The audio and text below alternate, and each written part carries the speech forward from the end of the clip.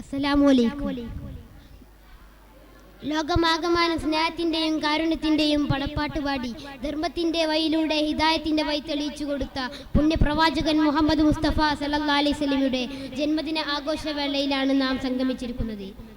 ഈ ഒരു അവസരത്തിൽ അല്പം ഞാനും സംസാരിക്കാം.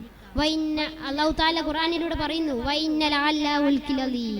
തീർച്ചയായും നബിയെ തങ്ങൾ ഉത്കൃഷ്ടമായ സ്വഭാവത്തിനുടമയാണ്. ഈ ആയത്തിൽ തന്നെ നമുക്ക് മനസ്സിലാക്കാം നബി സല്ലല്ലാഹു അലൈഹി വസല്ലമയുടെ സ്വഭാവം എങ്ങനെയുള്ളതാണെന്ന്. ഇവിടുത്തെ സ്ഥിരം നല്ല സ്വഭാവമുള്ളവരാണ്, നല്ല സഹാബികളാണ് ഈ ഹസൻ ഹുസൈൻ റളിയല്ലാഹു അൻഹു. ഒരിക്കൽ നബി സല്ലല്ലാഹു അലൈഹി വസല്ലം പ്രസംഗിച്ചു കൊണ്ടിരിക്കുമ്പോൾ ഇവർ രണ്ടുപേരും നടന്നും വീണും നബി സല്ലല്ലാഹു അലൈഹി വസല്ലമയുടെ അടുത്തേക്ക് വന്നു. നബി സല്ലല്ലാഹു അലൈഹി വസല്ലം ഇവരെ കാണേണ്ട താമസമേ ഉണ്ടായിരുന്നുള്ളൂ. നബി സല്ലല്ലാഹു അലൈഹി വസല്ലം പ്രസംഗപീഠത്തിൽ നിന്നിറങ്ങി.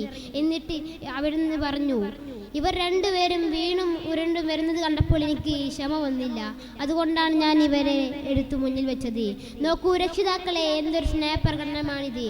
സ്വന്തം കുട്ടികൾ തന്നെ നമ്മെ എന്തെങ്കിലും വിളിക്കുമ്പോൾ അവരോട് എങ്ങനെയാണ് പെരുമാറുന്നത്? നല്ല സ്നേഹത്തോടെയും കാരുണ്യയോടെയും പറയണം.